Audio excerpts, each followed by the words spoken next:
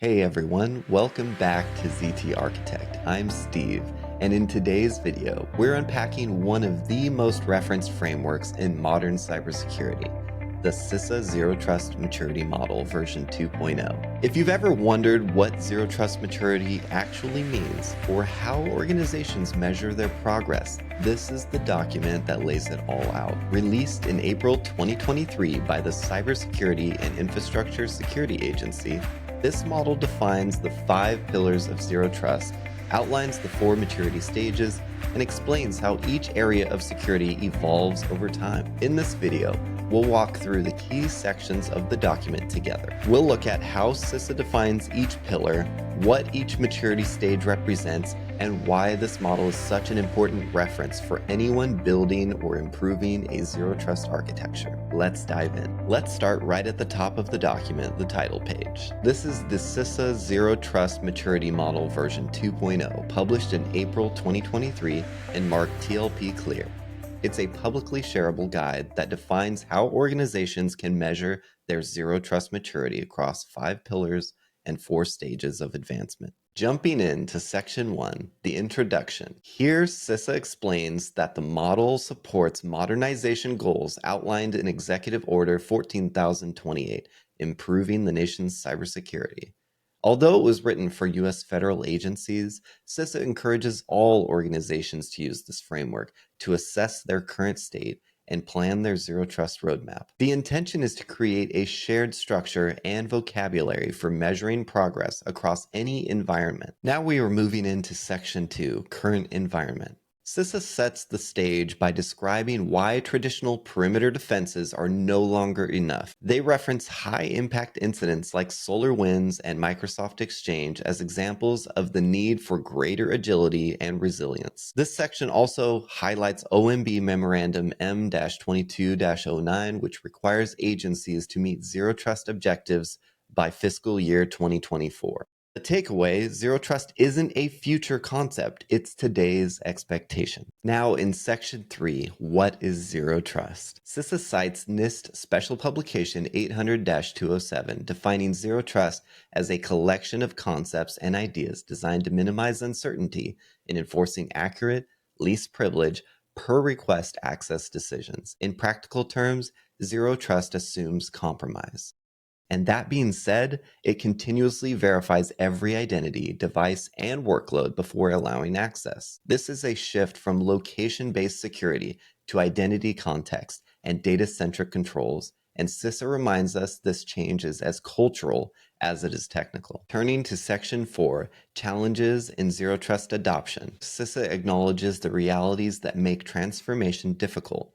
Legacy systems built on implicit trust, siloed architectures, limited visibility, and organizational resistance. The agency emphasizes that achieving Zero Trust requires coordination across teams and commitment from executive leadership. It takes the whole organization and not just IT. Next is Section 5, the Zero Trust Maturity Model itself. CISA introduces the 5 core pillars: identity, devices, networks, applications and workloads, and data. Supporting every pillar are 3 cross-cutting capabilities: visibility and analytics, automation and orchestration, and governance. The model outlines 4 maturity stages: traditional, initial, advanced, and optimal, each adding more integration, automation, and continuous policy enforcement. Here we're looking at Figure 1, the 5 pillars. It shows those pillars resting on the foundation of the cross-cutting capabilities, illustrating that progress must be balanced across all areas, not achieved in isolation. Now, Figure 2, the Zero Trust journey. This diagram maps the path from traditional to initial to advanced and ultimately optimal. CISA explains that organizations move through these stages at different paces, and what matters most is measurable, incremental progress. Here we take a look at Figure 3, the maturity evolution chart. It describes the defining traits of each stage: traditional, manual, static, siloed controls; initial, some automation and aggregated visibility; advanced, centralized visibility and automated policy enforcement; optimal, fully automated, adaptive, and continuously validated operations. These benchmarks let organizations measure where they are today and set goals for what's next. In Figure 4, the high-level model overview table, CISA represents a single-page snapshot of all 5 pillars across the 4 maturity stages. Each cell summarizes functions that are explained in detail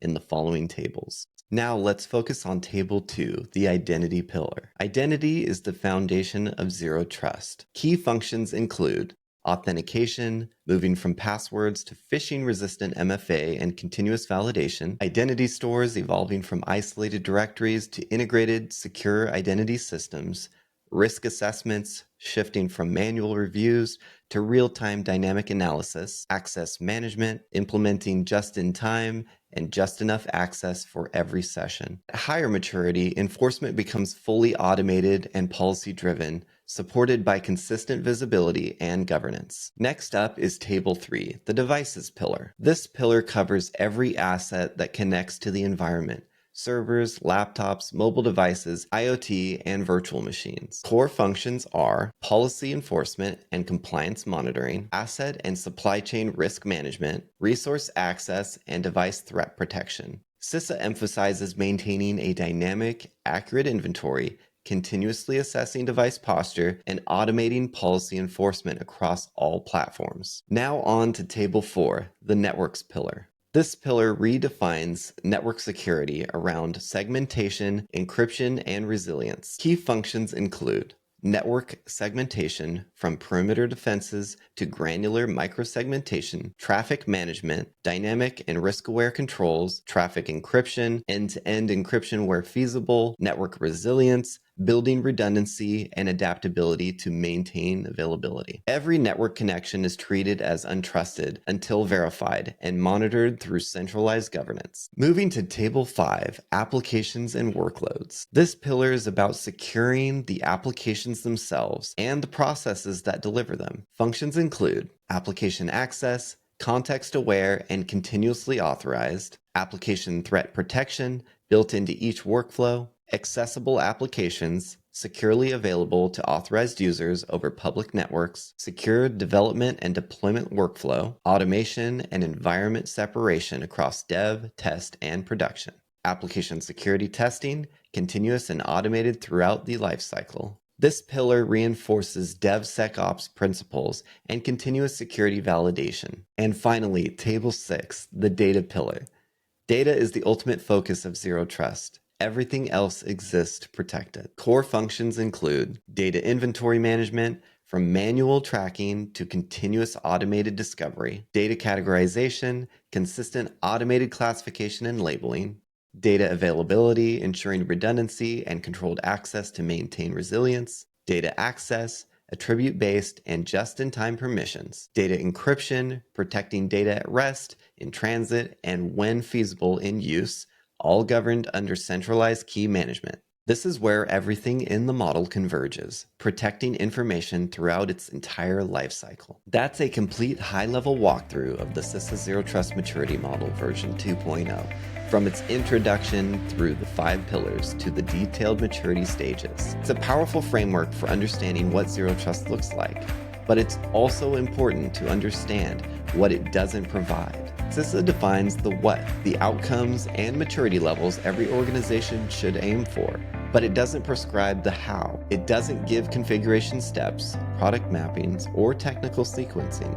That's intentional. This document is a blueprint, not the construction manual. To make it actionable, organizations pair it with NIST SP 800-207, OMB M-22-09, and other platform-specific guidance, whether that's Microsoft or other technology ecosystems. Together, those resources translate the model into concrete steps for real-world implementation. If you found this breakdown helpful, hit like, subscribe, and turn on notifications so you don't miss future ZTArchitect videos, where we'll focus on the implementation side of Zero Trust.